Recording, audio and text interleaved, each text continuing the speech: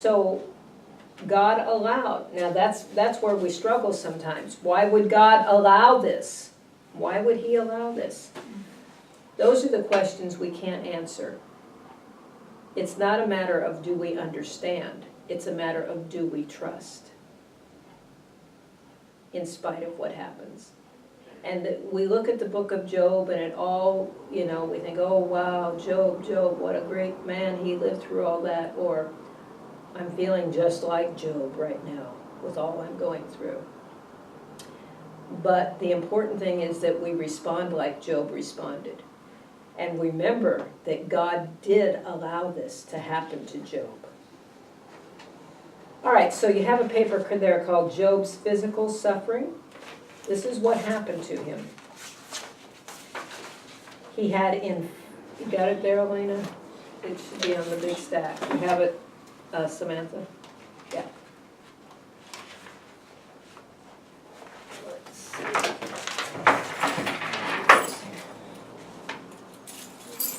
Here we go, here it is. This is a big stack for today. Oh, you got it twice. Well, good for you. Okay, that's all right. So, he had inflamed ulcerous sores, and you can look this up later on your own if you want.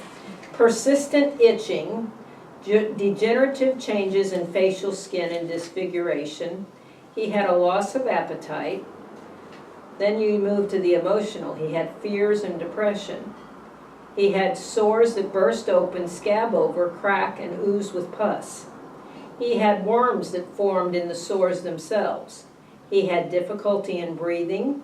He had a darkening of his eyelid. He had foul breath, loss of weight, excruciating and continual pain, high fever with chills and discoloring of skin, as well as anxiety and diarrhea. Doesn't sound like a pleasant state. In addition, Job endured delirium, sleeplessness, and the rejection of friends, all of which lasted for months. In Job became the personification of misery. We should remember that this resulted in him being rejected, isolated, and relocated to the city dump, or the tip, as we would call it today. It was the place where they burned garbage, rubbish, and human excrement from the city. This became his place of existence. What a drastic change in his life came all too quickly. All right, let's go on. You don't have a lot to fill in here, but we're just going to work through some of these handouts that you have. So we look at Job's wife, and she has been the one who has really been put down in the story of Job over time. But we need to remember some things about her. Remember, too, she had lost 10 children. Job and his wife both lost 10 children. I know my parents lost one child and the grief that they carried for years and years till they died. But they lost 10 children. Also, she had suffered the loss of wealth and possessions. For years she had enjoyed being the wife of the greatest of all men in the East. And then when he was put at the city tip, she lost the companionship of her husband. So in looking at her, we need to be a little bit understanding of her as well, because although the suffering he endured, but she too had a lot of emotional suffering that she went through. All right, advice to wives, okay? And this and the advice to husbands you may feel is not applicable to you, but let's just look at it ourselves. Samantha, read what wives should do. What's the title? Advice to wives.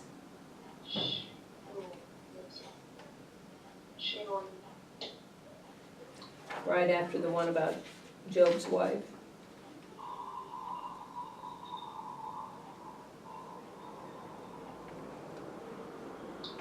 I think I'm missing that one. Really? I I thought it was all on one PDF. No, it was sent to us with like a folder and then different files.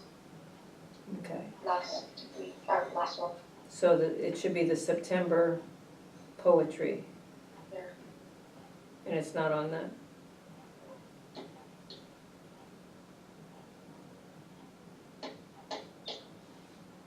It was a whole lot of papers.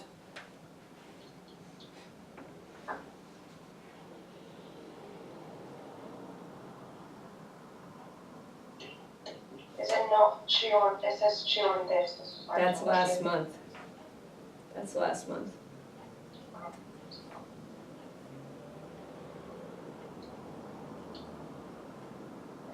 You don't have September materials. No. Okay, all right. Tell you what, because there's so much here, I'm gonna run down and send it to you real quickly, okay? All right, just hold on, Elena, I'm sorry, right. but I want her to have this. Yeah, sure.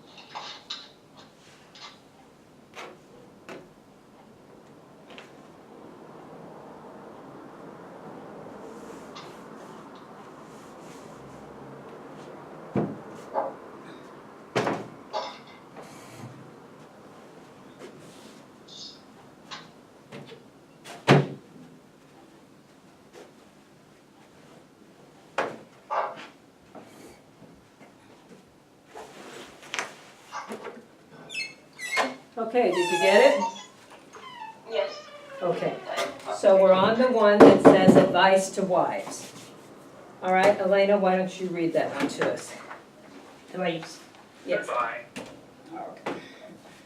Guard your words when your husband is going through terribly hard. Together, are we together, Samantha? Yes, you have that, Samantha? Ongoing hardship strengthens women, but weakens men.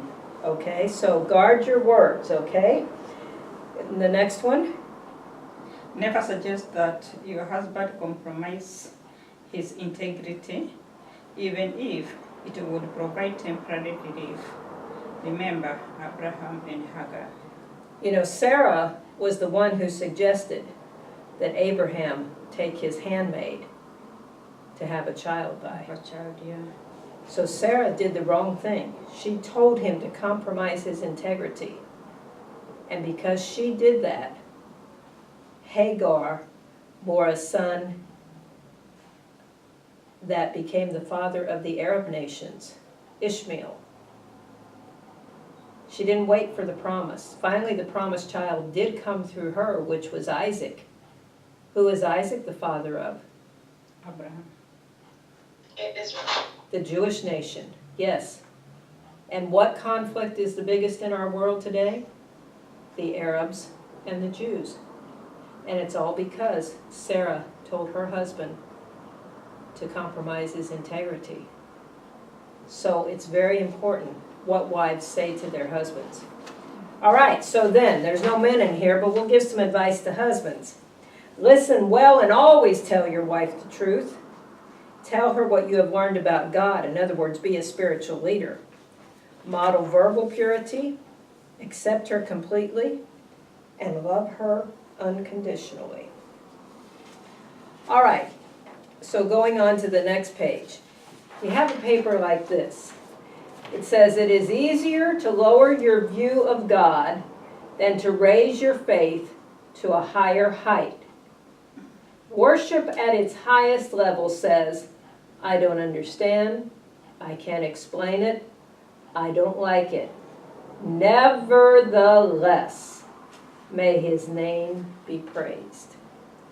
Have any of you ever had a situation in your life like that, where things were just so awful, and you tended to lower your view of God rather than raise your faith to a higher height? I think at one time or another it happens to all of us. But maturity will say, I don't understand it, I can't explain it, I don't like it. Nevertheless, may his name be praised. Okay? And that's what Job did. That's what we have to do. All right, let's go on to Job's friends. That friends is kind of in inverted commas because they were quite critical. The one thing we can say good for his friends was what? At least they came. Have you ever had a friend, or you thought was a friend, you get in a tight situation, and since they don't know what to say, they don't say anything at all. They just ignore what you're going through. And that's not good. So at least his friends came. They sat with him, and just imagine this. They sat with him for 7 days without saying a word. That's a long time. 7 hours would be a long time. But then finally, they began speaking. Eliphaz, the first one, felt that people bring trouble upon themselves. And he told Job, Job, you've brought this on yourself. The second one, Bildad, said, Job, you must be guilty of sin or this wouldn't have happened to you. Have you ever heard that said before? Oh, well, they're going through that. I wonder what sin is in their life. And that is a very dangerous thing to do because, yes, all that is wrong is a result of sin. But it may not be sin in my life. It's sin that we've inherited, a sinful nature from Adam because of their dumb mistake. Okay? So we all are born with a sinful nature, but just because something's going wrong in your life doesn't mean you've committed sin. Now you need to examine yourself and say, God, is there anything in my life that is not right? And if there is, make it right. But just because you're going through a bad time does not mean that you have sin in your life. Zophar said that Job's problem was greed. Okay, Job, you're just a greedy person, and God's had to punish you. Then Elihu suggested that his suffering could have been a warning to prevent Job from sinning. So these friends, although they did come, they were kind of what I'd call iffy friends. So then we see what was Job's responses to his friends. He praised the virtue of wisdom. He remembered his life before.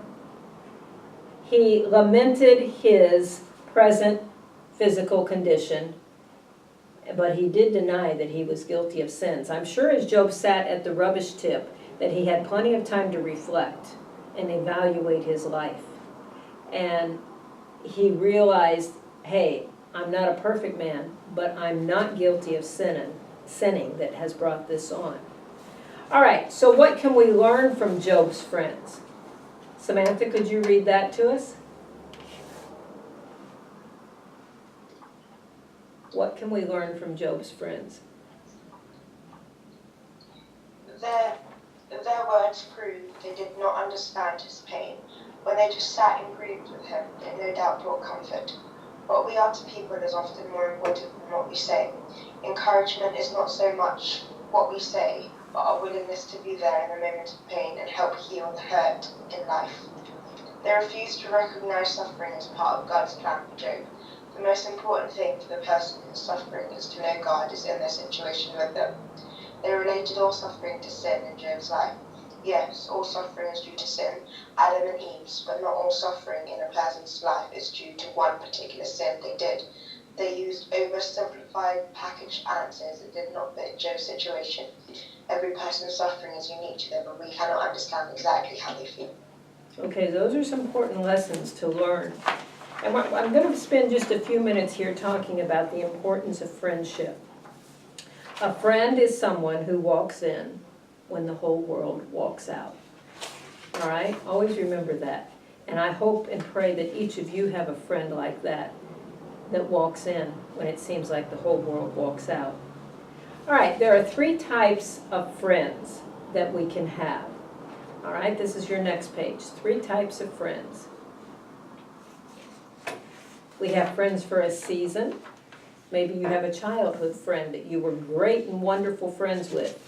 But now that you've grown up, you've kind of gone different ways, you're not as good of friends. It was a friend for a season in your life.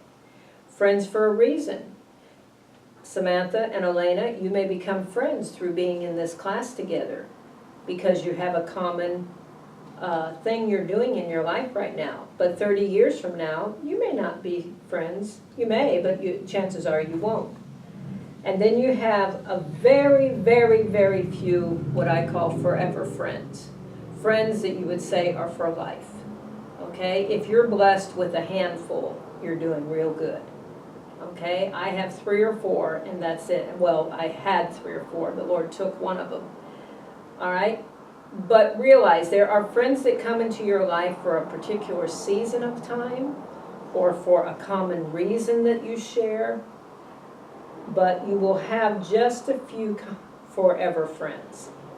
Now, the next sheet is very, very important. 3 kinds of friends you need. And I hope you can grasp this and understand why I'm saying this. You need a friend that is someone that's a mentor. Someone probably older than you that you can look to for advice. This could be a family member, often though it's not a family member, but someone older than you. And then you need a friend or friends that are close to your age and stage in life. Okay?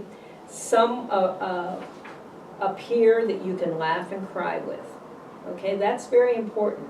So I may have a motherly figure I look to or a mentor that I look to, but then I have some that are my own age.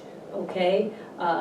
Maybe they're at my own stage. Maybe they are in Bible school together, or maybe they're just beginning in ministry, or maybe they're just starting college. But someone at your similar age and stage that you can laugh and cry with, just have a good time with. And a lot of times we have these 2, but then we neglect the 3rd one. And this 3rd one is very important. Someone who looks up to you that you are mentoring. And I want you to really think prayerfully about this. Do you have someone that is looking to you as a role model, as an example, as someone that they can look to for advice in their own life? That may be someone younger than you. It may be a new Christian. I don't know. It may be someone you know that's hurting very badly. But you just come alongside them, put an arm around them, let them know you care, and pour yourself into them. Now let me say from my own experience what I have found. Sometimes my mentor, the person older than me, maybe told me I did something I didn't want to hear, made me mad, I didn't like it, and so I was just annoyed. And then maybe my peers, oh, maybe they're going through hard times too and they can't be much help to me, maybe I'm just fed up with them, okay? But then I look at this last category and I think, oh my, I feel like giving up, but then I think, oh, there's someone counting on me. If I mess up, if I don't walk as the Lord wants me to, what's going to happen to them? So often this person will be the one that keeps you going. You may be mad at the mentor, you may be fed up with your peers, but then there's this person down here that, oh my goodness, they're counting on me. And I can't let them down, I can't let God down.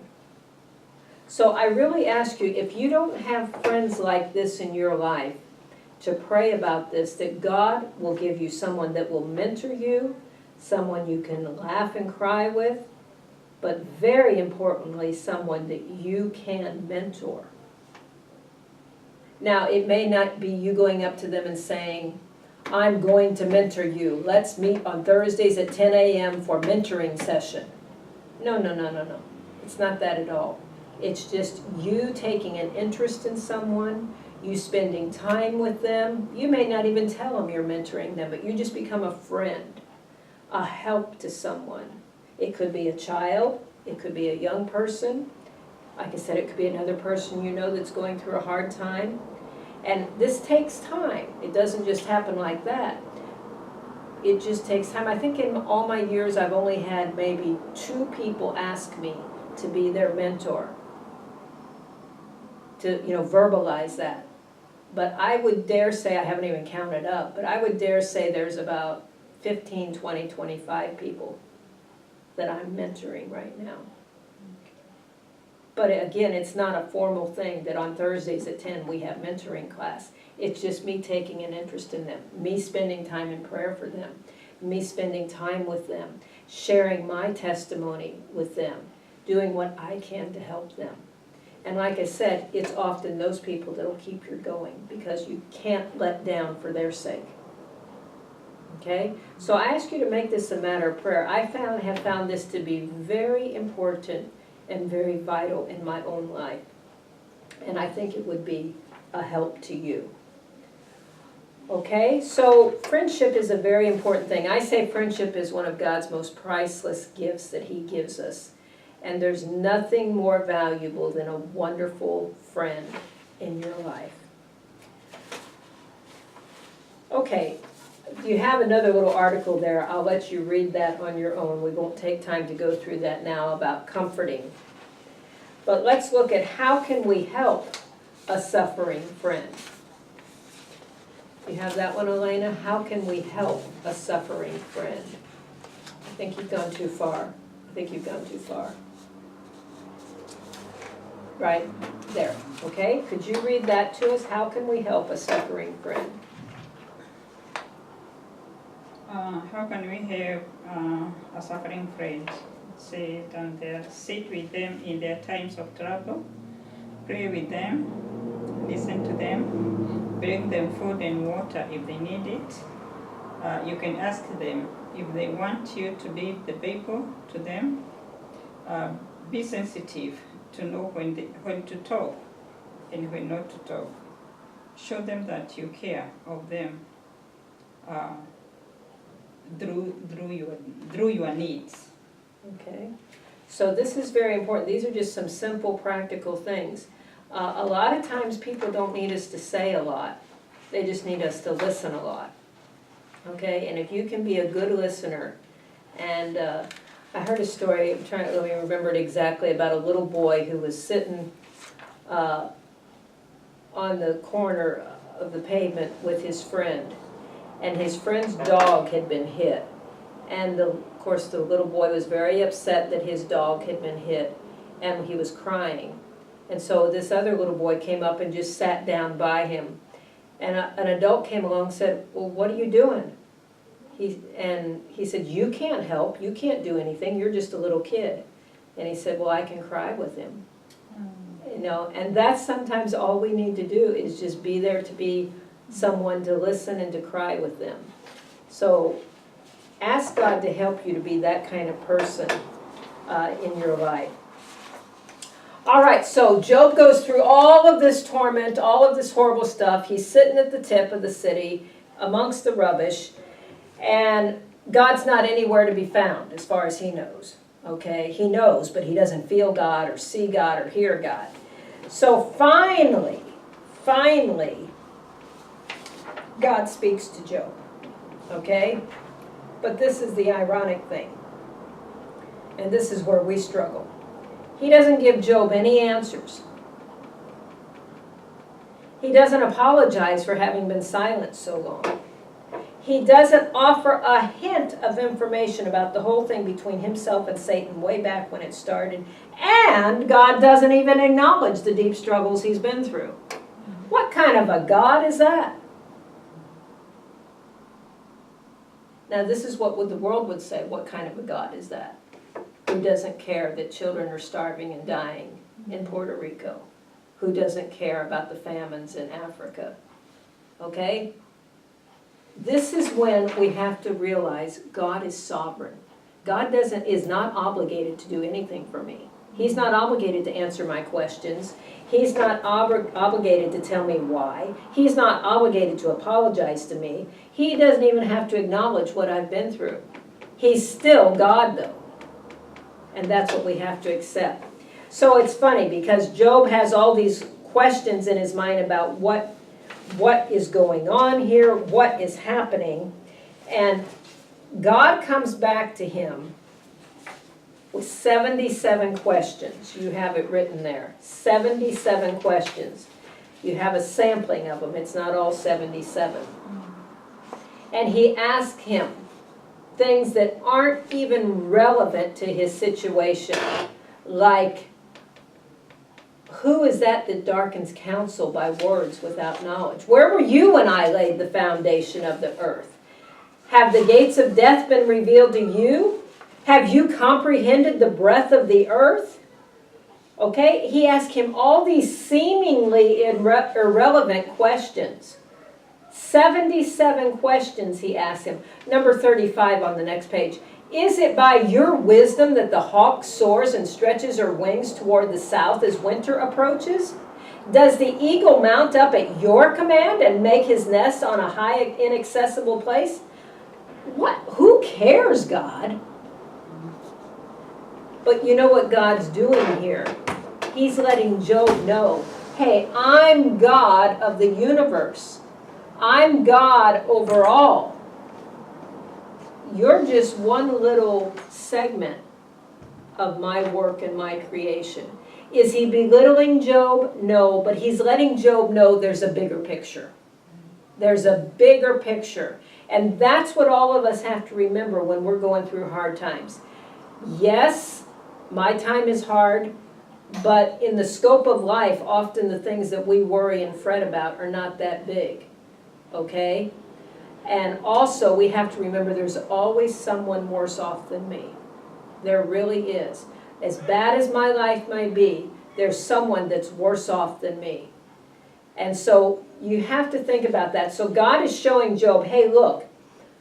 Well, he's not even saying, I know you got problems, but he's saying, Job, look at the vastness of my creation. Look at what I've done. And if I could do all that, can't I take care of your problems, Job? Okay, if I can make the earth, surely to solve your problems is not a problem for me. Okay, so it's kind of an irony, and you can think, well, God's not being very personal with Job. No, God is doing the best thing for Job. He's helping Job realize there's a bigger picture in all this. All right? So we have the timeless principles that we learn from Job. Okay? Timeless principles. Since our lives are full of trials, we need to remember, unfortunately, there's always more to come. Let's look up 1 Peter 4:12. 1 Peter 4:12.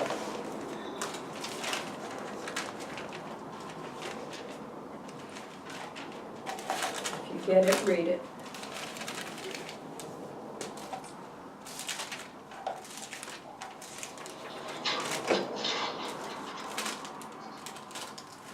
Beloved, think it not strange concerning the fiery trial which is to try you, as though some strange thing happened to you. All right, so don't be surprised. Since our world is fallen, we need to understand that those who love us may give us wrong advice. Have you ever had that happen? Someone that really you knew loved you, but they didn't give you good advice. And that's hard. But don't be surprised. That's going to happen. Also, don't be fooled. Make your decisions according to God's principles. Since our God is sovereign, we must prepare ourselves for blessing, full stop, no, and adversity. The rain falls on the just and the unjust. So don't be fooled. Have you ever seen Christians or people who thought they came to God and life would be a bed of roses? No, that's just not the way it is. We're still part of the everyday things that happen in our world. Don't be disillusioned. Job pointed out, shall we accept good from God and not adversity? So we have to accept everything God allows to come into our life and not get mad at Him and try our best not to question Him.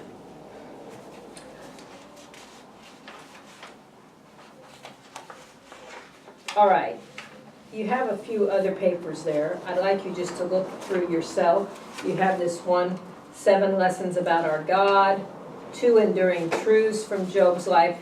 The next 4 pages, just read it to yourself. They're not long at all. End with Job's great rewards.